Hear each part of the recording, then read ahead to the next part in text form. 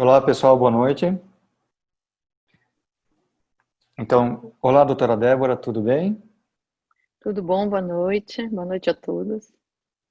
Boa noite.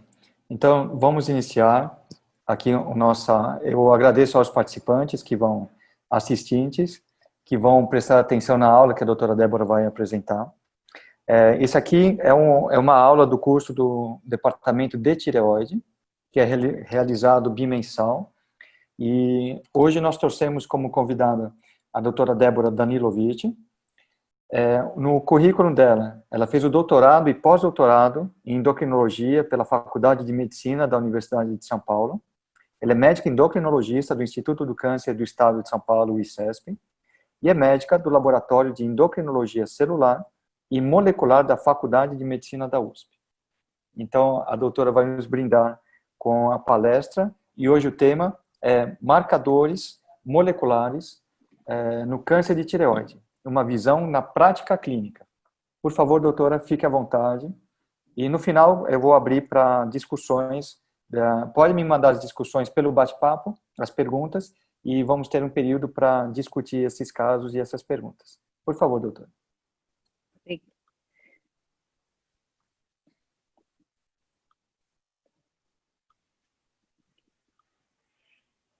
Espera só um pouquinho. Pronto. Então, boa noite a todos. Primeiramente, eu queria agradecer o convite feito pelo Juliano e pelo Felipe Vanderlei. Eu considero que é até um privilégio poder participar de uma reunião em que a gente pode trocar experiências e trocar opiniões. Eu acho que eu, como endocrinologista clínica, eu acredito que a gente só complementa a atividade do cirurgião e vice-versa. Então, eu vou tentar passar a minha opinião, meu conhecimento sobre esse tema e depois discutir o que for pertinente, né? Falar de marcador molecular no câncer de tireoide é um assunto que particularmente me interessa, primeiro porque eu trabalho no Instituto do Câncer e porque minha linha de pesquisa no laboratório da faculdade é a biologia molecular de câncer de tireoide. Eu não tenho conflito de interesse direto com essa apresentação. Então, quando eu penso em marcador molecular para o câncer, na prática clínica, eu penso duas situações em que ele poderia ser útil, para diagnóstico e para tratamento. Começando com o diagnóstico, né? Então, para falar sobre esse tema, eu achei que talvez valesse a pena trazer 3 casinhos em que eu tive a oportunidade de usar o teste molecular e acho que o teste me ajudou de alguma forma. Então, primeiro era uma paciente do sexo feminino, 53 anos, ela tinha esse nódulo, era um nódulo de 4 centímetros, com um efeito compressivo, portanto, ela tinha indicação cirúrgica. Não era um nódulo suspeito, era um nódulo isoecóico, bem, de contorno regular, não tinha calcificações. E aí, para programar a extensão da cirurgia, a gente fez a biópsia, veio com uma citologia de Bethesda 4 e ficou a dúvida, qual deve ser a extensão dessa cirurgia? O outro paciente é um paciente do sexo masculino, de 40 anos, ele, desde os 30 anos de idade, fazia check-up com o cardiologista, e o cardiologista pediu o ultrassom de tireoide dele em 2004. Nessa época, ele tinha um nódulo de 5 milímetros e o próprio cardiologista biopsiou. No que ele biopsiou, veio uma neoplasia folicular e ele optou pelo acompanhamento. Depois de praticamente 10 anos, o nódulo cresceu, atingiu essa dimensão de 1,4 centímetros, era um nódulo hipercóico, regular, muito próximo da cápsula anterior da tireoide, e aí ele me encaminhou para eu fazer a investigação desse paciente. Repeti a biópsia em função do crescimento e confirmou ser um Bethesda 4.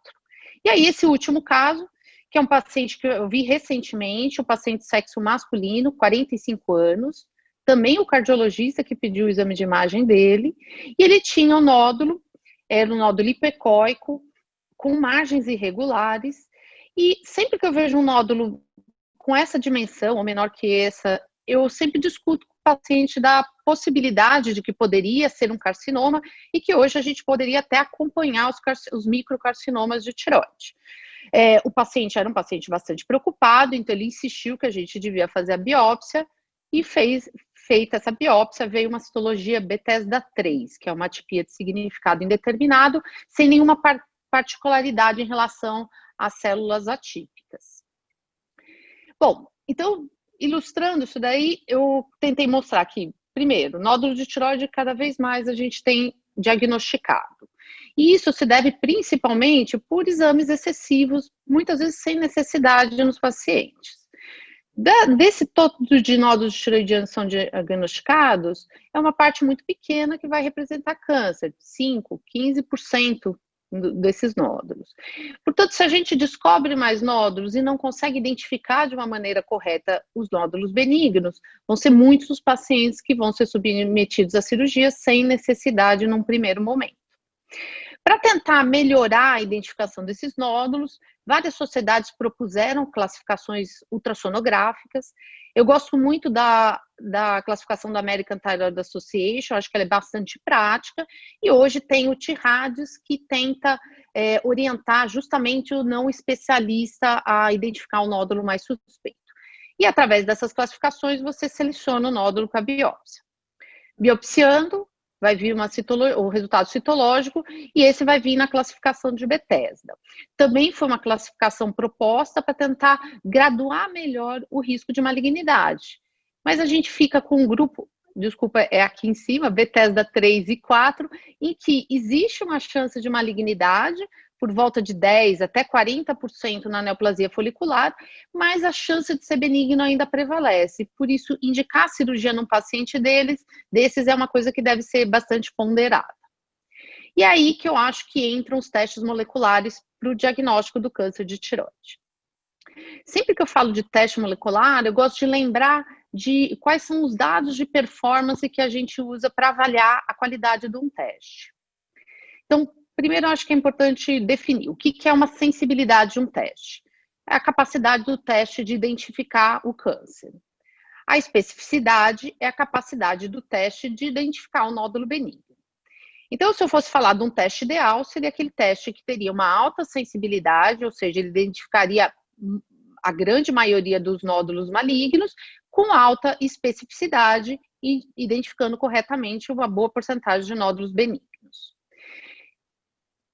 Antes de falar do valor preditivo negativo, eu vou falar que essas são características que são próprias do teste. Não importa em que tipo de população, que tipo de casuística a gente aplica, elas são inerentes ao teste. O que varia são os valores preditivos, né? Então, a gente fala que o valor preditivo negativo é a porcentagem dos testes negativos que realmente representam nódulos benignos. Enquanto que o valor preditivo positivo é a porcentagem de testes positivos que realmente representam câncer.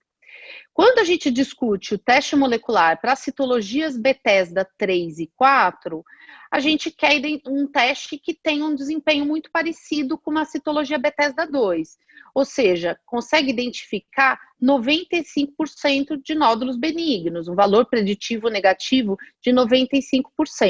Só 5% vão ser falsos negativos. Dessa maneira, eu diria que esse é um teste muito bom para excluir, rule out o câncer, e aí eu posso observar. Por outro lado, uma citologia Bethesda 4 e 5 me prediz uma chance de malignidade de 70%. Então, o cirurgião vai para a cirurgia com muito mais certeza de que vai encontrar um câncer ali. Então, um bom teste rule-in para identificar bem o câncer seria bom para indicar a cirurgia nesses pacientes. Só que é importante saber que a relação desse valor preditivo negativo e positivo depende da chance do câncer desse nódulo.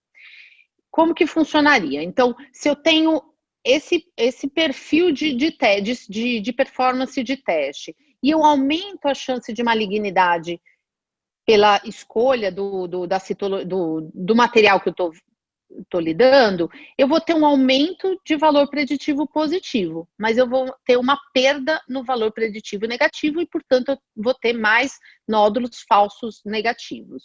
Por outro lado, quando a frequência do câncer é menor, eu vou ter menos chance de ser um câncer quando esse teste vier suspeito, mas eu vou ter mais garantia quando ele vier negativo. Então, o grande desafio é achar o teste que consegue, numa citologia Bethesda 3 e 4, em que a faixa de malignidade está por volta de 20% a 30%, atingir esses parâmetros. Os primeiros testes moleculares que surgem para diagnóstico do câncer de tireoide, eles são baseados nos conhecimentos iniciais que a gente tinha da carcinogênese da tireoide. Então, a célula folicular, ela sofre uma alteração, uma mutação que a gente chama de mutação driver, que seria uma mutação iniciadora, e a partir daí ela começa a se multiplicar, portanto, a gente fala que isso o câncer tem uma origem clonal. Foi muito conhecida a associação do carcinoma papilífero de tireoide com mutações do gene BRAF, NRAS, KRAS, HRAS e o rearranjo RET-PTC. Por outro lado, mutações de RAS e rearranjo PAX8-PPR-gama são frequentemente associados aos carcinomas foliculares de tireoide. A partir daqui, novas alterações moleculares podem acontecer no câncer. E aí vale a pena chamar atenção para essa alteração, que são mutações na região promotora desse gene, que é o gene TERT. Ele não é um gene iniciador do câncer, mas ele determina a progressão desse câncer para quadros mais avançados, de maior gravidade e mesmo de maior indiferenciação. Sempre se pergunta se eu consigo identificar um perfil molecular que está relacionado ao prognóstico do câncer. Por muito tempo, tentou se associar a presença da mutação BRAF com pior prognóstico, e os estudos são bastante controversos. O que não existe controvérsia é que a combinação da presença da mutação de BRAF com a mutação desse gene promotor de RET tem maior risco de recorrência e ela independe de outras características do tumor. Então, não importa se ele já tinha metástase ou não, vai ter um risco maior de recorrer. A mutação do promotor de TERT não é exclusiva dos carcinomas papilíferos, pode estar presente em carcinomas foliculares e está presente até em maior frequência nos pouco diferenciados e nos carcinomas anaplásicos, reforçando que provavelmente ela se refere a uma progressão da neoplasia. A mutação do TERT ela é adquirida ao longo da evolução. Então, por exemplo, esse trabalho português mostrava que o tumor original, a metástase linfonodal, podia não ter a mutação do TERT, mas a metástase da distância poderia apresentar, indicando que não é o início que vai determinar essa mutação. Então, surgiram os primeiros testes moleculares, e o primeiro teste tentou identificar, através do painel de 7 genes, os nódulos malignos.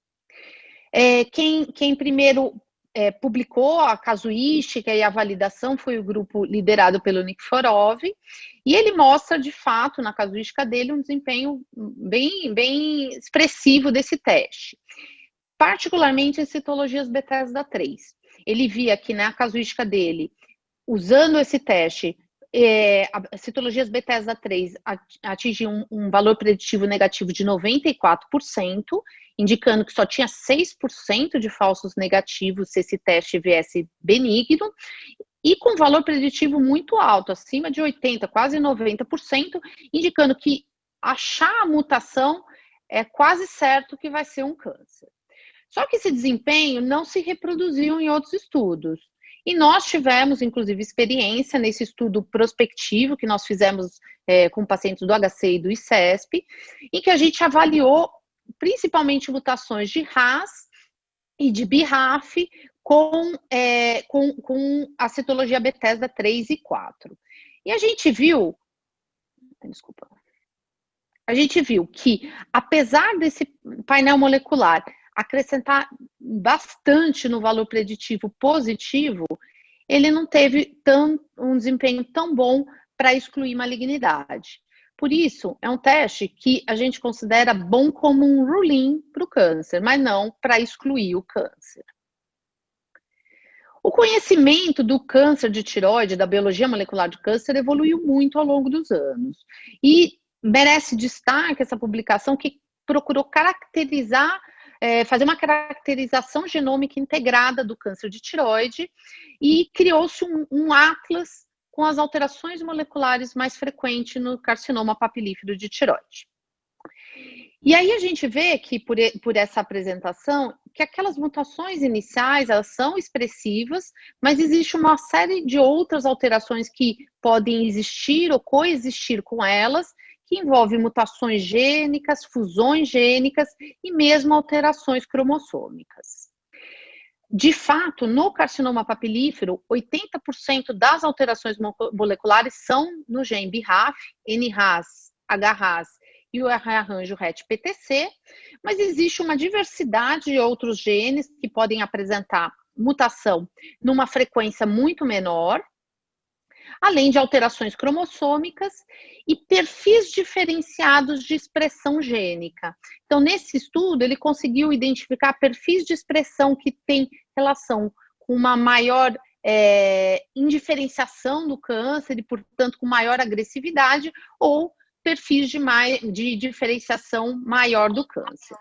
Existem microRNAs e microRNAs também têm padrões de expressão diferentes de acordo com o tipo de carcinoma de tireoide. Então, a partir desse atlas, propõe-se que hoje se classifique os carcinomas papilíferos como BRAF ou RAS-like. O que seria o BRAF-like? Seriam as diversas alterações que vão levar à ativação dessa via, que é uma via importante de carcinogênese, que é a via da MAP kinase. As principais alterações relacionadas a esse perfil BRAF-like são as mutações do gene BRAF, mas os rearranjos do RET e mesmo o rearranjo envolvendo o BRAF também está associado com essa ativação da MAP kinase. Nesse grupo estão os carcinomas papilíferos de variantes clássicas e de células altas. Eles têm um perfil de diferenciação bastante heterogêneo, e aqui estão os tumores com maior indiferenciação entre os papilíferos, e eles têm maior risco de recorrência. Por outro lado, tem os tumores RAS-like, em que a ativação daquela via MAP kinase não é tão importante, sim a ativação dessa outra via, que é a PI3K, AKT, mTOR. E esse perfil de expressão gênica, de ativação intracelular, ele está mais relacionado a mutações de fato do gene RAS, mas rearranjo PAX8-PVR-gama, rearranjos desse receptor celular que é o NTRK, mutações de outros genes, deleção de cromossomo 22, enfim, são várias alterações que dão esse mesmo comportamento molecular. E aqui estão a grande maioria dos carcinomas papilíferos de variante folicular, apresenta-se mais frequentemente em pacientes jovens, são tumores com grau de diferenciação maior e com menor risco de recorrência. Esse perfil molecular, ele é muito parecido com os do carcinoma folicular de tireoide. Os carcinomas de células de Hürthle, esses sim, têm um perfil bastante diferenciado. A mutação de BRAF é muito infrequente no carcinoma de células de Hürthle, mesmo a mutação de RAS é bastante infrequente, 10, 15% dos tumores, e o que a gente vê é que existe uma grande variedade de genes que podem estar mutados.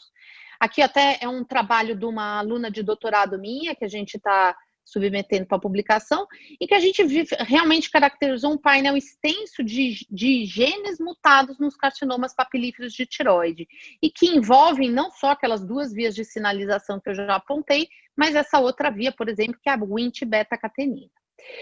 Além dessa grande variedade de mutações, existe também mutação do promotor de TERT, que possivelmente está relacionado com pior prognóstico.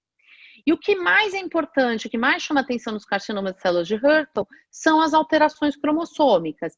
Existe frequentemente perdas cromossômicas e alguns cromossomos que aparecem com mais frequentemente duplicados. E mutações de DNA mitocondrial, o que tem muito a ver com o fenótipo da célula de Hürthle, que é uma célula que tem mais mitocôndrias mesmo. E talvez essas alterações estejam relacionadas com o desenvolvimento neoplásico. Uma pincelada rápida, carcinoma medular de tireoide. Há muito tempo a gente já conhece o papel das mutações do gene RET nos carcinomas de origem familiar, mas os carcinomas esporádicos também têm, em mais de 50% das vezes, mutações de RET, mas podem ter mutação de RAS, alterações cromossômicas e alterações de outros genes. Enfim, é muito amplo o conhecimento que a gente adquiriu nos últimos anos a respeito da carcinogênese da tireoide. E por isso os testes moleculares tiveram que evoluir ao longo do tempo. Esses são os testes que são disponíveis fora do Brasil, e no Brasil a gente tem o ThyroSeq, o MirType e está chegando o ThyroidPrint. Esse teste ele já teve no Brasil, o teste da firma já foi disponível no Brasil, ele era comercializado pelo laboratório Fleury, hoje não tem mais, mas eu acho que é um teste importante de ser comentado, porque ele foi o primeiro a se contrapor ao painel de 7 genes. Ele é um teste que avalia a expressão de RNA, e a partir de um perfil de expressão para mais ou para menos de um grande número de RNAs, eles conseguem caracterizar esse nódulo como benigno ou suspeito. No estudo de validação, ele confirmou um desempenho bastante expressivo desse teste, né? Então, ele viu que numa frequência de malignidade de 25%, em citologia Bethesda 3 e 4, ele viu um valor preditivo negativo bem alto, de 94%. E por isso, esse teste ficou caracterizado como um excelente teste rule-out, para evitar cirurgia. Sempre que a gente fala no teste molecular, a gente tem que pensar em custo-benefício, são testes caros. Então, com que frequência esse teste vai me dizer que o nódulo é benigno e aí eu vou poder evitar a cirurgia? Isso eles chamam de benign call. Aqui nesse teste, eles viram que 40% das vezes que eles faziam o teste vinha com resultado benigno. E por isso eles achavam que varia do ponto de vista custo-benefício. Qual que era o problema desse teste? O valor preditivo positivo dele, que já na casuística de validação já não foi muito alta, era por volta de 40%, e outros estudos foram surgindo e questionando, se eu tivesse uma frequência menor de malignidade, eu vou perder mais ainda na capacidade desse teste de predizer a malignidade. Por isso, a firma teve que evoluir. E existe uma nova versão disponível nos Estados Unidos, em que ele deu uma bela aprimorada, né? Então, esse teste hoje, ele faz um rastreamento inicial para identificar nódulos de paratireoide, carcinoma medular e os carcinomas de papilíferos que têm alterações gênicas mais conhecidas. E se tudo isso vem negativo, aí sim ele aplica esse painel inicial, adicionando avaliação de cópias cromossômicas e de DNA mitocondrial. Com isso, ele conseguiu melhorar a especificidade do teste e o valor preditivo positivo, mantendo um benign call de 50%. Cada 2 testes, um vinha benigno. Eles destacam uma coisa importante, que o desempenho melhorou muito com os carcinomas de células de Hürten, porque até então, todos os testes moleculares, quando eles estão diante de um carcinoma, de uma neoplasia de células de Hürten, o teste vem suspeito, independente de ser maligno ou benigno. E com esse desempenho, eles acham que o teste está bom tanto para rule out o câncer, quanto para rule in o câncer. A evolução do painel de 7 genes é o ThyroSeq, que hoje está na terceira versão.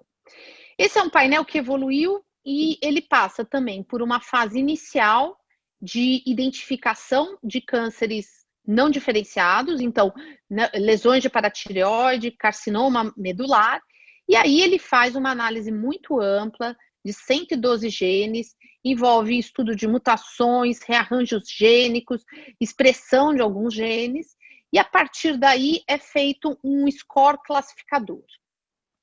Esse score, quando ele é laudado, vem o resultado dessa forma.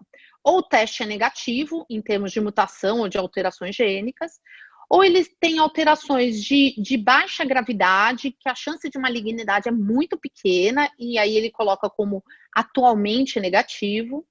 Ou então, ele pode vir como um tumor, um perfil molecular RAS-like, e como a gente viu que o RAS-like tem um prognóstico melhor, você poderia eventualmente indicar uma lobectomia para esse tumor. Ou BRAF-like, que teria eventualmente um prognóstico pior, e mais ainda, BRAF ou mesmo RAS associado a outras alterações moleculares que vão permitir que eu caracterize esse câncer com maior agressividade. Portanto, esse teste não só permite identificar benigno ou maligno, mas ele classifica a agressividade do maligno.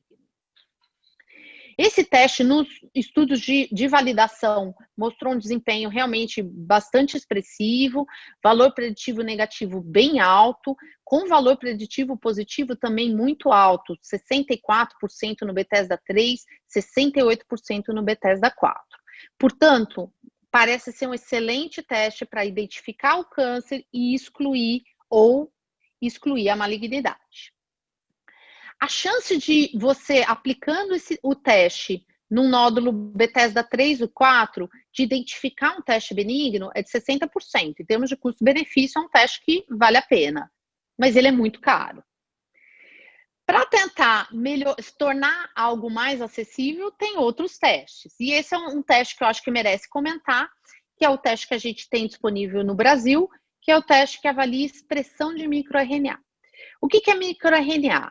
Ele é uma molécula de RNA que não é codificada, mas que regula a expressão tanto de genes supressores como de genes oncogênicos. Naquele atlas do câncer de tireoide, foi identificado diferentes perfis de expressão de microRNA. E chama a atenção que aumento de expressão, por exemplo, desse microRNA 146B, ou então 221, 222, estão relacionados a um pior prognóstico do câncer. Mas existem outros microRNAs expressos no carcinoma papilífero.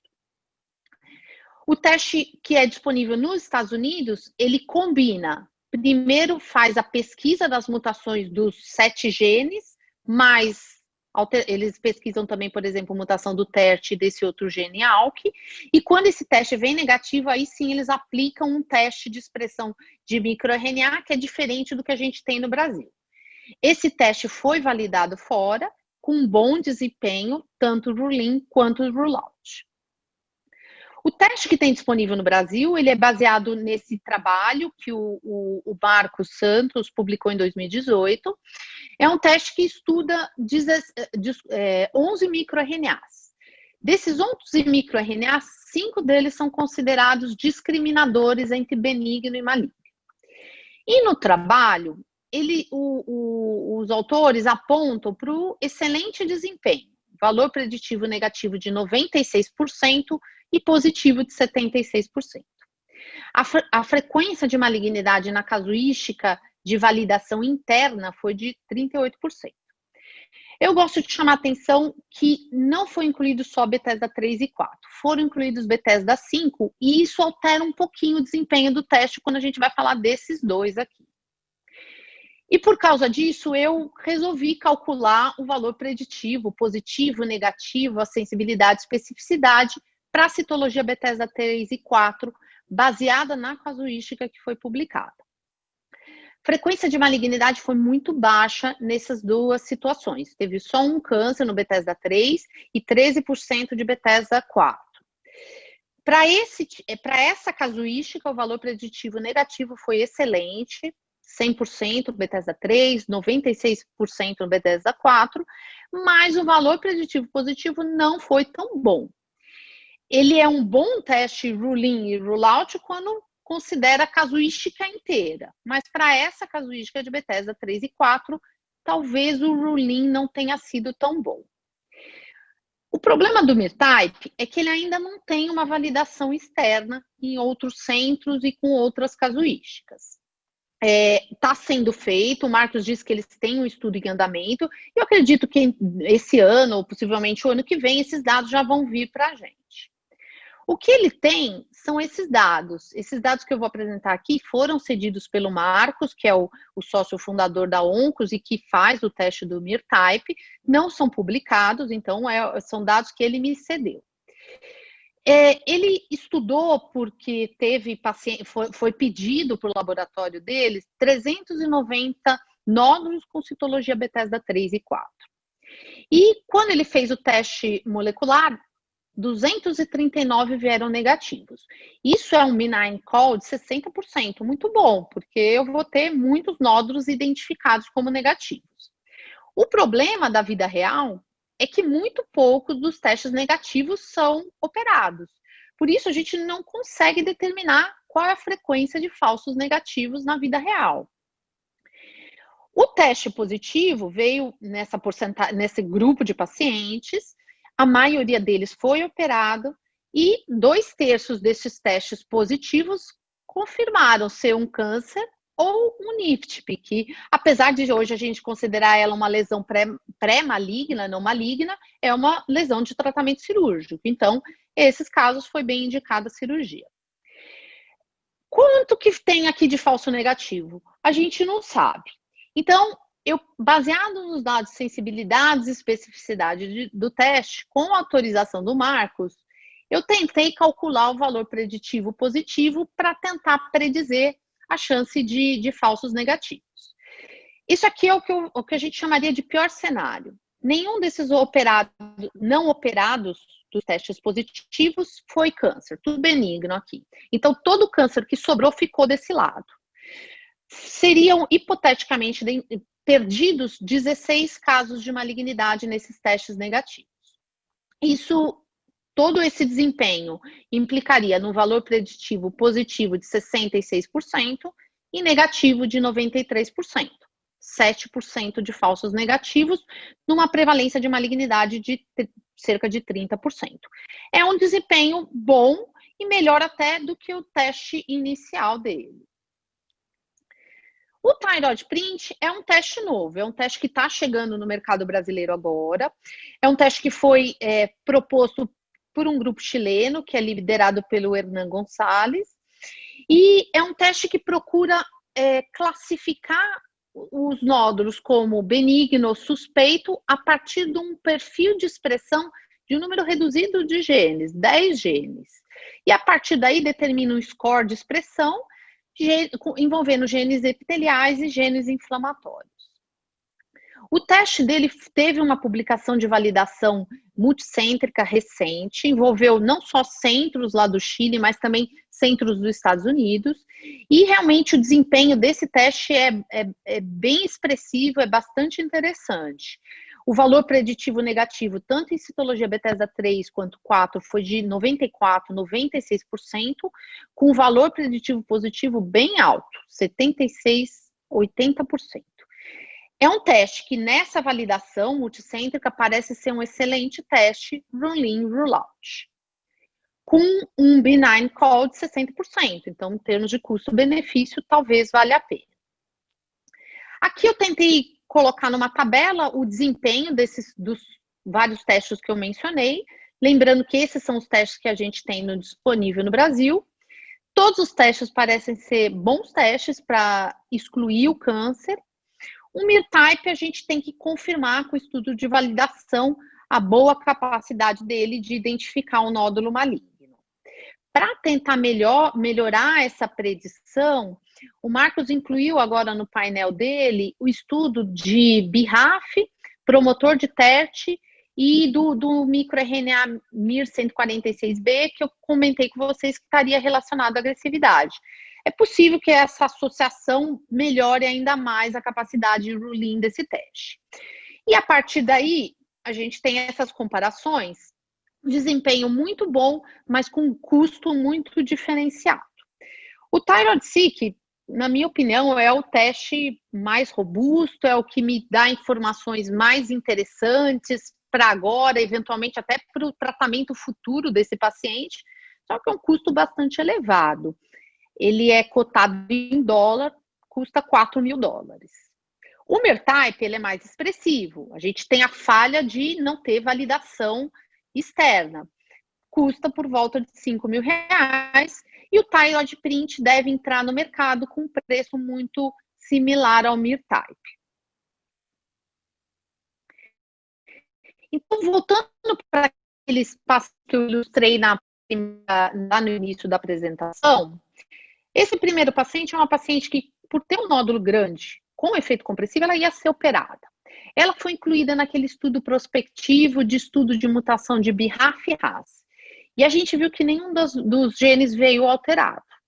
Como eram bons genes, é um teste bom rule-in, mas não rule-out, a gente foi para uma cirurgia, mas uma cirurgia mais restrita, lobectomia. E essa paciente confirmou ter um bócio adenomatoso.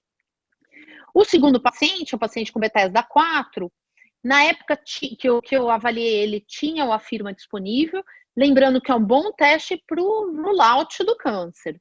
E ele veio suspeito. Então, o paciente não conseguiu deixar de operar. Na cirurgia, como não é tão bom para, com certeza, diagnosticar o câncer, foi optado por fazer uma lobectomia só, e ele veio com o diagnóstico final de um carcinoma papilífero de variante folicular encapsulada, o nosso NIFTP, e parou aqui no tratamento dele. E esse é o caso que eu vi mais recente. Eu trouxe ele porque o resultado foi bastante interessante, né? Então, ele tinha aquele teste que numa discussão com o endocrinologista, até foi questionado por que você resolveu biopsiar esse nódulo. Veio o Bethesda 3, discutir com ele os painéis moleculares, e ele topou fazer o Tyrosic. E o Tyrosic dele veio com um diagnóstico de um carcinoma, suspeito de carcinoma medular de tireoide. Ele tinha um aumento de expressão do gen RET, apesar de não ter mutação no RET, nem mutação no gen RAS, e isso foi bastante importante para ditar a conduta cirúrgica dele. É lógico que agora, olhando retrospectivamente, por que eu não pedi calcitonina desde o início? A calcitonina dele era elevada, calcitonina de 40. O fato é que, com esse resultado, foi feita uma cirurgia mais extensa. Tiroidectomia total, com esvaziamento central, confirmou um carcinoma medular de 1,1 centímetro, mas não veio com nenhum linfonodo positivo. Já vi ele 3 meses pós-cirurgia, a calcitonina já está indetectável. Agora, para terminar, eu vou fazer um comentário de que forma os marcadores moleculares poderiam ajudar na nossa prática clínica referente ao tratamento do câncer de tireoide. A American Thyroid Association propõe que alterações de BRAF e alteração de BRAF associada à mutação da região promotora de TET sejam classificadas como tendo risco mais elevado de recorrência, risco intermediário ou alto. Só que, a parte de fazer uma tiroidectomia total e terapia com iodo, não existe nenhum cuidado especial com esses tumores, por eles terem esse perfil molecular. Por isso, nesse momento de tratamento inicial da grande maioria dos carcinomas, não faz diferença. Eu acho que a diferença do conhecimento molecular do câncer está principalmente hoje no tratamento dos pacientes com doença refratária a iodo. A gente já sabe de longa data que quimioterapia falha nesses pacientes, e já vem há algum tempo surgindo os diversos estudos e as comprovações que terapias com alvo molecular são bastante efetivas no carcinoma refratário a iodo. Essas terapias de alvo molecular, elas vão nos alvos da carcinogênese da tireoide. As 2 drogas que a gente tem disponível hoje no Brasil para tratar esse câncer, lenvatinib e sorafenib, agem em diversos pontos dessa via. E a gente sabe hoje, com estudos de fase 3, que são drogas efetivas com aumento de sobrevida livre de progressão de doença. Nós, lá no ICEVSP, tivemos oportunidade de participar do estudo multicêntrico de lenvatinib, e a gente viu realmente um benefício bastante significativo em termos de redução de tumor da maioria dos nossos pacientes. Uma parte aqui, nenhum perfil molecular respondeu melhor ao sorafenib ou ao lenvatinib. Por isso, conhecer a particularidade de um câncer individual não faz diferença nesse tratamento. O que pode vir a fazer tratamento são nos tratamentos que eu diria hoje que são perspectivas de tratamento. Então, por exemplo, existe essa droga, que é o vemurafenib, existe também o dabrafenib, que são drogas que são inibidoras competitivas do BRAF mutado. E o BRAF, a gente viu que ativa a MAP quinase, então são drogas que inibem essa ativação do BRAF. Estudo publicado no ano passado com pacientes com carcinoma papilíferos demonstrou um benefício em termos de redução de doença, cerca de 30%, 40% dos tumores tratados, mostrando que para pacientes BRAF mutado, talvez seja uma terapia interessante. Existem outras terapias de alvo bem específico. Uma alteração molecular que não é frequente nos carcinomas diferenciados é o rearranjo do receptor de tirosina quinase, que é o NTRK, com outros genes. E existe uma droga seletiva para esse rearranjo gênico. Larotrectinib acabou de chegar no mercado brasileiro para tratar não só esses carcinomas papilíferos, mas outras doenças relacionadas a isso. E, particularmente no carcinoma de tireoide, é uma droga que se mostrou bastante interessante, com controle de doença em mais de 80%. Teve 2 pacientes que conseguiram levar a remissão completa com o uso da medicação. Então, conhecer esse perfil molecular permitiria tratar bem especificamente esse câncer. Em outras perspectivas, envolvendo o mecanismo molecular do câncer de tireoide, existem, por exemplo, terapias para rediferenciação e recuperação da capacidade de captar iodo para tratamento com iodo radioativo. Já naquele estudo do mapeamento do Atlas do Câncer, foi visto que tumores BRAF-like, principalmente aqueles com mutação de BRAF, têm menor iodo. E por isso eles são mais refratários ao tratamento com iodo. Por isso, se a gente conseguisse bloquear essa via de ativação da talvez eu consiga melhorar a captação do iodo. A primeira droga estudada com esse intuito foi essa droga que é o selumetinib. No estudo de fase 1, depois de usar durante 1 mês essa droga, os médicos que cuidavam desse paciente fizeram PCI nos pacientes, e os pacientes que voltaram a captar iodo foram tratados, e foi visto que, particularmente, os pacientes com mutação de NRAS tiveram benefício com esse tipo de tratamento. Para os mutados em BRAF, existe uma proposta de rediferenciação com inibidores de BRAF.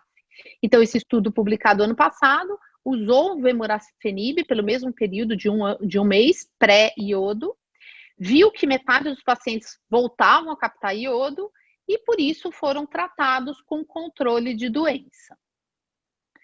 Então, pelo que eu procurei mostrar para vocês, a gente teve um conhecimento da carcinogênese da tireoide ampliado de uma maneira bastante expressiva nos últimos anos, com análise genômica integrada. Foi uma ampliação que envolveu não só os carcinomas papilíferos, como foliculares, mas também os carcinomas de células de Hurd.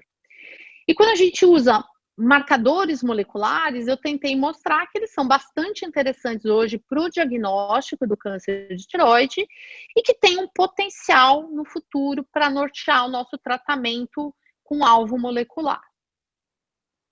Para terminar, eu gostaria de comentar qual que é a minha opinião de quando e qual é o teste molecular que a gente deve escolher para avaliar um nódulo de citologia indeterminada.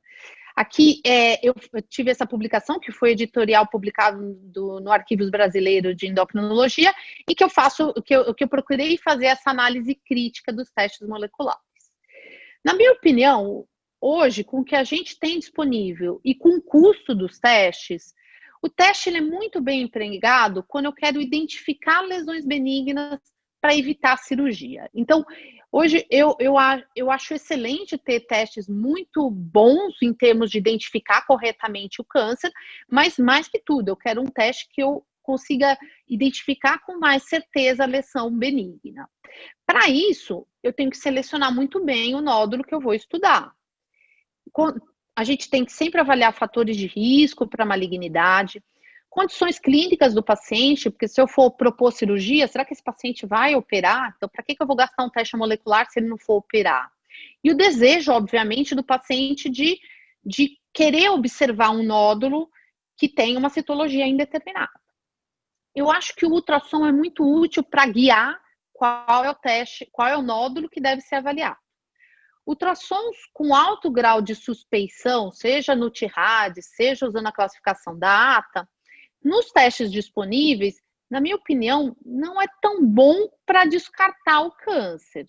Por quê? Porque à medida que a gente aumenta a prevalência do câncer, ou seja, a expectativa de câncer naquele nódulo, aumenta a chance de falsos negativos. O que os testes são bons hoje é para rule-in, para confirmar o câncer e reforçando a malignidade, poder me garantir que eu estou indo no tratamento correto do câncer e, a depender da alteração molecular encontrada, até ir com mais certeza indicar uma tiroidectomia total. Por isso, eu acho que a melhor indicação do teste molecular são nas citologias indeterminadas de nódulos com um padrão indeterminado ou de baixo risco no ultrassom. Porque como eu tenho uma expectativa menor de câncer nesses nódulos, um bom teste rule-out vai poder me permitir com mais segurança excluir a cirurgia. E aí a nossa pergunta é, qual teste molecular escolher? Bom, o Tyro-Seq dá uma informação super interessante. Tem validação externa, mas tem um custo bastante expressivo. Tem que ver se o paciente vai topar isso daí. Os outros testes têm um custo mais acessível. O Thyroid Print ainda não foi lançado, está para ser lançado, já tem estudo de validação, mas ele não dá o perfil molecular que no futuro provavelmente vai nos nortear tratamento. O MIR-Type tem os dados que eu apresentei, os dados de validação na vida real, mas falta validação externa, então a gente tem que tomar cuidado com o uso desse teste molecular até ter os dados mais contundentes em termos de validação. Terminando, eu acho que a recomendação que a American Thyroid Association propõe nas diretrizes de 2016, elas continuam apesar da evolução dos testes. Então, sempre que você considera um teste molecular, você tem que orientar o paciente sobre esse teste, quais são os benefícios e as limitações, porque às vezes mesmo um teste vindo negativo e a princípio você propondo um segmento clínico do nódulo, pode ser que no futuro esse nódulo evolua. E aí eu vou ter que indicar a cirurgia ou eventualmente até repetir o teste de acordo com a evolução da doença. Então é isso. Obrigada. Excelente, excelente, doutora Débora. Bom, é muito completa a aula. A gente consegue perceber o quanto você tem o domínio do assunto e tem um panorama geral em relação a todos os testes que estão disponíveis. Eu tenho algumas perguntas aqui da plateia. O André Afonso Nimitz, ele gostaria de saber, Débora, o que a doutora considera prognóstico ruim nos pacientes com carcinoma bem diferenciado de tireoide? Foi essa a pergunta dele no chat.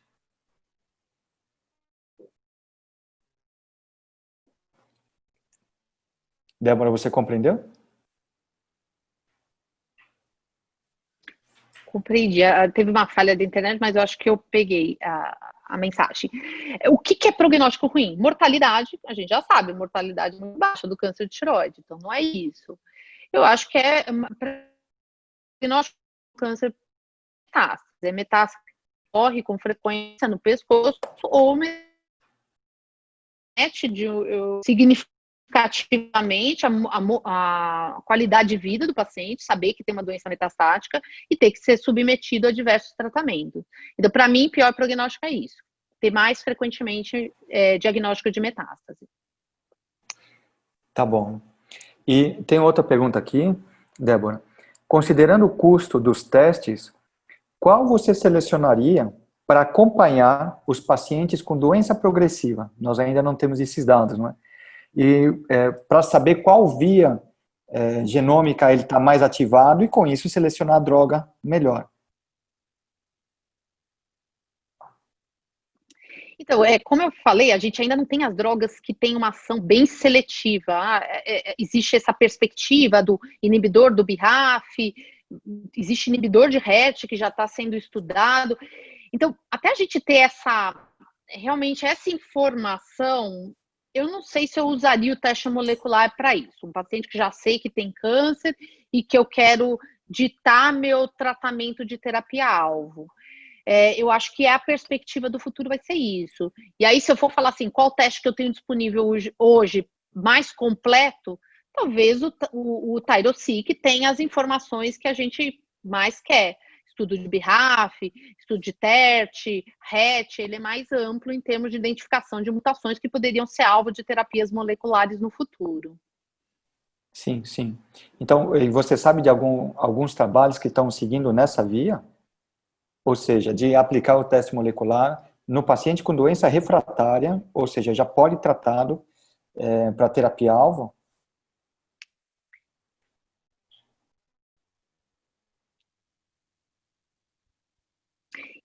Eu saí um pouco cortada a fala, Juliana, eu vou ver se existem trabalhos com isso. Sim, É o sonho, né? Então a gente sabe que, por exemplo, nos Estados Unidos, o grupo do MD Anderson, eles pegam, por exemplo, carcinoma anaplásico, faz lá a punção, colhe o exame de sangue e em uma semana eles fazem todo o sequenciamento genômico daquele nódulo. E aí eles conseguem determinar que se tem a mutação do BRAF, eles fazem uma combinação de drogas em que eles usam, seja o vemurafenib ou dabrafenib, associado com imunoterapia. Isso é uma coisa que a gente não tem no Brasil. Até do ponto de vista de tecnologia, hoje a gente não consegue em uma semana ter um perfil molecular dessa forma que eles têm lá. Eu acredito que sim. esse é o futuro. Esse é o futuro de tratar o câncer de tireoide. É você pegar o paciente, fazer a biópsia, identificar a mutação e tratar a mutação. Mas hoje eu acho que no Brasil ainda não é uma realidade, né? Tá bom. Eu tenho uma pergunta interessante aqui, eu estou seguindo a ordem, Débora, do Vartanian. Ele diz, parabéns, Débora, excelente. E a pergunta é, na prática clínica, poucas pacientes acabam fazendo testes por motivos financeiros. Caso no futuro próximo esses exames sejam incorporados pelas operadoras de saúde, você indicaria em todos os BTs a 3 e 4? Como eu falei, assim, eu acho que tem que Pergunta selecionar. interessante, Não, Vartanian, é parabéns. interessante, porque é, pode ser que no futuro tenha realmente disponibilidade, né? Nos Estados Unidos eles têm. É até interessante que nos Estados Unidos o mesmo hospital não necessariamente tem todos. Às vezes o hospital aprovou para ter um teste específico, ele só pode usar aquele teste. Mas enfim, eu acho que você tem que selecionar bem o nódulo. Porque se você escolhe um nódulo com autossuspeição no ultrassom, se vier um teste negativo, você não pode, com a mesma certeza, deixar de operar esse paciente. Então, eu acho que se eu puder fazer para todo mundo, eu selecionaria os testes hoje, ultrassons com nódulos indeterminados, aquele nódulo hipecóico, com contorno regular, ou mesmo nódulos de baixo risco que vêm com esse tipo de padrão de citologia, Bethesda 3 e 4. Ultrassom de alto risco, com calcificação, eu não deixaria de operar porque o teste veio negativo. Então, a não ser que ele venha uma resposta para mim, olha, tem uma mutação de BRAF, uma alteração de TERT, então vamos fazer uma tiroideia total, eu acho que a princípio eu não indicaria. Tá bom, tá bom. Eu vou relatar uma experiência minha. Eu tenho quase 18, 19 pacientes já aplicados os testes, 3 em um teste e os outros 15 em outros. Eu tive a confirmação positiva em todos. E aqueles que vieram negativos, Débora, eu estou acompanhando normalmente. Talvez essa seja a vivência, né? E a tendência hoje é associado, lógico, à imagem do ultrassom. Se o teste tem um resultado e a imagem do ultrassom me dá muito suspeito, eu pondero em relação à cirurgia. Nós temos outra pergunta interessante aqui, Débora, do André Guimarães. Tudo bem, André? Ele pergunta, quais os marcadores imunohistoquímicos podem ser correlacionados com os testes? Quero dizer que poderíamos selecionar os casos além do sistema Bethesda para teste molecular? E ele te parabenizou pela aula também. Antes de vir os testes moleculares, estudou muito marcadores de imunocitoquímica, né? Então, galectina, HBM1, mas eles não mostraram um desempenho tão bom quanto os testes moleculares em termos de exclusão do câncer ou inclusão. Então, a Sim. galectina, ela era mais associada a carcinoma papilífero, mas tinha muitos nódulos benignos que também vinham com expressão de galectina positiva. Então, assim, a princípio, esse perfil molecular do carcinoma diferenciado não tem. A única coisa que eu mencionei sobre a mutação, aquele rearranjo gênico N-TRK, que hoje tem um tratamento alvo para os tumores metastáticos. existe sim uma maneira de você tentar selecionar por imunocitoquímica, na verdade, imunistoquímica, tumores que têm aumento da expressão dessa via de ativação do N-TRK. E aí, a partir do aumento de expressão da imunistoquímica, você tem que fazer o estudo molecular para confirmar que aquilo lá é por um rearranjo e não por uma mutação do N-TRK, Aleatória, porque a sim. droga não funciona em mutação, funciona em rearranjo, e aí sim ditar o tratamento. Mas esse é um grupo muito pequeno de pacientes, né? A maioria dos pacientes não tem essa mutação. Tá. Débora, nós temos uma pergunta agora do Sindeval. Ele disse assim: parabéns pela apresentação. Gostaria de saber se o teste microRNA seria o melhor indicado para um nódulo Bethesda-3 de 1,3 centímetros, hipoicogênico, com microcalcificações e sem halo, numa criança de 10 anos. O que você acha? Então, assim, até uma coisa interessante, né? Esses estudos, os painéis, eles não estudaram crianças, né? A gente sabe que a carcinogênese da criança é diferente do adulto. Então, criança não tem muita mutação de BRAF, ele tem muito mais mutação de RAS, rearranjo RET-PTC. Aí você está me falando, poxa, é um nódulo hipoecóico com microcalcificação. Eu operaria essa criança. Eu acho que o teste molecular eu não indicaria, eu não espero que ele vai me ajudar alguma coisa, não. Eu não vou deixar de operar essa criança, na minha opinião. Quer dizer, eu não vou operar, vocês que vão operar. Eu não deixaria de pedir para vocês operarem essa criança. Sim, sim. Respondido, sim, Deval. E o doutor José Luiz Novelli, o nosso colega cirurgião de cabeça e pescoço, da Argentina, nos está perguntando: em los bósteos multinodulares se punça o nódulo dominante, a punção indeterminada no teste molecular negativo. Como procedemos para o segmento? A possibilidade de um falso é alto, né? Então, como é que vai fazer o segmento? Uma punção indeterminada com teste molecular negativo? É a pergunta do Novelli. Então, aí eu acho assim, quando eu tenho um teste, eu não sei se eu estou indo na linha certa, né? Então, a gente não necessariamente escolhe o maior nódulo para biopsiar diante de um bócio multinodular, a gente escolhe o mais suspeito. Se eu escolher o mais suspeito e ele vier negativo, a tendência seria de não operar. Agora, imaginando que todos os nódulos têm o mesmo aspecto, e você faz a biópsia e vem um Bethesda 3, 4, você escolheu o maior, que é o mais representativo, e aí vem um painel molecular negativo, eu acho que é muito mais fácil de acreditar que realmente é negativo, né? É negativo, que não é um sim. carcinoma multicêntrico. Eu acredito que é mais provável que seja um bócio multinodular benigno. Agora, se for, na situação contrária, em que existe um nódulo mais suspeito, de novo, depende do grau de suspeição. Se é um nódulo com microcalcificação, margem irregular no meio de um bócio multinodular, com nódulos espongiformes, nódulos de aspecto benigno, eu não me contentaria com uma biópsia negativa um painel molecular negativo nesse nódulo muito suspeito. Sim, sim, concordo. E uma pergunta de cunho prático, né? Você comentou em relação à comparação dos vários testes, aqueles que eram custo-benefício, né? Aqueles que eram nacionais ou externos, e aqueles que tinham validação externa. Eu gostaria que você comentasse um pouco como é que se faz essa validação externa, qual é a maneira que nós temos de acreditar melhor nesses testes em termos de literatura científica.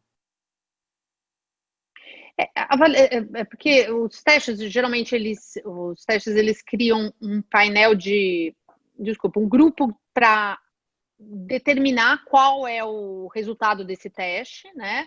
Seria o training set, e depois tem a validação interna, que ele usa a casuística própria do serviço dele para tentar validar. Eu acho que, para mim, o teste que mais ilustra a necessidade de validar fora é o teste do Nikiforov. Então, o painel de 7 genes dele era brilhante na casuística dele. Todo mundo que foi tentar validar o teste dele não conseguiu reproduzir um resultado tão brilhante. E por quê? Porque são pacientes que têm perfis genéticos diferentes, existe uma seleção diferenciada dos nódulos para serem submetidos ao painel molecular. Isso é muito comentado no artigo do McIver, que ele analisa o teste do Afirma. Ele fala assim, olha, eu estudei na clínica Baio, o afirma, em pacientes com Bethesda 3 e 4. Primeiro, a frequência de Bethesda 3 na minha casuística é muito pequena. A gente o patologista consegue selecionar muito bem quem é o paciente Bethesda 3 que não consegue fechar o diagnóstico antes. Então, ele tem um número muito pequeno de nódulos. Ele exclui nódulos com maior grau de suspeição. Então, ele seleciona mais ainda o nódulo. E aí, quando ele valida na casuística dele, em que a frequência de malignidade foi menor, ele não conseguiu demonstrar o desempenho tão bom quanto o estudo original. Então, eu acho que é no sentido de você ampliar em situações de diagnóstico diferente, né? Então, capacidade capacitado não, eu acho que todos são capacitados, mas assim, a experiência do radiologista em relatar bem o nódulo da tireoide, o citologista com experiência para selecionar bem quem é Bethesda 3 e quem é Bethesda 4, para aí poder validar. Então, eu acho que isso é o que falta você escolher. Por exemplo, o trabalho do Marcos foi feito no Hospital de Barretos, com um monte de nódulo Bethesda 5 que tem uma grande frequência de malignidade. Então, eu gostaria de saber, poxa, será que numa casuística de não centro de referência, multicêntrico, ou mesmo serviço secundário, né? Será que é um desempenho tão bom, né? Em multicêntrico, aí poderia nos dar uma informação melhor, né? Compreendíssimo. Com certeza. E o André Guimarães está perguntando ainda, a classificação da arquitetura celular, que é o Bethesda, irá acabar? Ou seja, o ultrassom direciona a biópsia para o nódulo ser realizado o teste molecular? O que você acha? Acho que não, né? Acho que o Bethesda ainda é excelente, né? Hoje a gente ainda consegue quase 70%, 70% não, mas 60% das biópsias vêm como Bethesda 2 e a gente crê que é um nódulo benigno. Então, acho que não, acho que vai vir, é um complemento mesmo, né? Sim. E é muito interessante, você disse, e explanou bem na sua apresentação, a gente está falando sobre alterações moleculares, alterações, rearranjos genômicos. Como é isso na população brasileira, que nós temos uma mistura, né? Nós somos miscigenados aqui. E nós temos um pouco do anglo-saxão, um pouco do asiático, um pouco do latino. Como você avalia e pondera a utilização dos testes? Qual seria o mais adequado na nossa miscigenação? Então, é complexa essa pergunta. Realmente tem um perfil bem diferenciado. A gente não tem estudo de genome, de exoma de câncer papilífero no Brasil. Isso a gente não tem. Da experiência lá do nosso serviço, naquele estudo prospectivo, 60% dos nossos carcinomas papilíferos tinham mutação de BRAF. Se a gente for ver casuísticas externas, por exemplo, Estados Unidos, é 40%. Então, a gente tem uma frequência diferente. O nosso BRAF não teve relação tão significativa com pior prognóstico. Diferente de casuísticas americanas que mostram, o BRAF está muito mais associado a metástase linfonodal, metástase à distância. Então, eu acho que, por exemplo, nessa particularidade de presença de mutação BRAF, a gente vê que existe diferença. O que eu pude, pela minha experiência, estudar foi a diversidade de expressão, de mutação gênica no carcinoma de células de Hürtl. O meu painel, ele não foi um exoma, que foi estudado pelas duas publicações que eu mostrei do céu, mas o meu painel estudou genes e a gente identificou maior frequência de genes que não eram descritos nas outras casuísticas. Então, eu acho que é diferente. Agora, os painéis que a gente tem, e aí por isso a necessidade de uma validação multicêntrica, melhor ainda que seja no centro do Brasil, o que a gente tem, a princípio vão pegar as alterações moleculares mais importantes e a gente espera que vão ter um desempenho bom na nossa população, né? Tá ótimo, tá ótimo. Bom, Débora, nós vamos completar já 1 hora, né, da nossa aula. Aos participantes, alguém gostaria de fazer mais alguma pergunta? Nós não temos ainda nenhuma pergunta, né? Mas excelente, te parabenizo. Deu uma cobertura muito boa sobre os testes. Esses dilemas que a gente, como cirurgião, nós vivenciamos frente aos nódulos Bethesda 3, Bethesda 4, com o dado clínico do ultrassom, Então, e o conhecimento agora mais apurado, né, em relação aos testes, a eficácia, o valor preditivo negativo e positivo de cada um, isso vai nos fazer ponderar, sem deixar de pensar que o custo na nossa realidade aqui ainda é importante. Então, você trouxe muito bem à luz, né, a explicação sobre esses fatos, e agora a gente consegue selecionar um pouco melhor. Eu creio que há público para todos os testes, e agora nós temos que ponderar. Muito obrigado, Débora. A Débora, então, falando novamente o currículo dela, ela tem um doutorado e pós-doutorado em endocrinologia pela Faculdade de Medicina da Universidade de São Paulo, é endocrinologista lá do ICESP, e é médica do Laboratório de Endocrinologia Celular e Molecular da Faculdade de Medicina da USP. Tá? Débora, muito obrigado. Nós vamos encerrar a nossa Agradeço aula o no departamento. convite. Eu agradeço o convite, Sim, eu acho que é sempre muito interessante essa interação com os cirurgiões. Até quando surgiram os testes moleculares, eu falei assim, nossa, os cirurgiões não vão gostar disso daí não, a gente não vai querer operar ninguém. E a gente se surpreende, porque realmente vocês estão usando bastante, né? Sim, sim. Nós não queremos ter muito trabalho, Débora. Por isso a gente seleciona adequadamente o paciente, né? Embora nós tenhamos Tá os certo. guidelines, a gente tem que fazer each case, né?